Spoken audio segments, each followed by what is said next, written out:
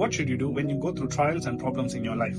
The first thing is to understand that if God has allowed it to happen, then God has a plan through it. Instead of resisting and trying to get rid of the problem, the first thing we have to do is submit ourselves into God's hand and understand that God has a plan and He will bring us through it. The second thing to do is to examine ourselves and to find out if there is any sin in our lives that needs to be taken care of. We need to examine every area of our heart and find out where we are going wrong and confess that sins before God and repent of them. The next thing to do would be to ask God to give you more strength while you go through the problem through prayer. The fourth thing would be to sit and meditate on all the good things that God has done to us in the past. Think of all the situations where God has rescued you before and be thankful for it. The last thing to do would be to get in touch with your church and fellow believers to support you in prayer as you go through the trial. If you think it's easy for me to say all this and difficult to put it into action, behind me is my 2-month-old son who needs oxygen support to breathe. But I know if God has allowed this to happen in our lives, He has a better plan.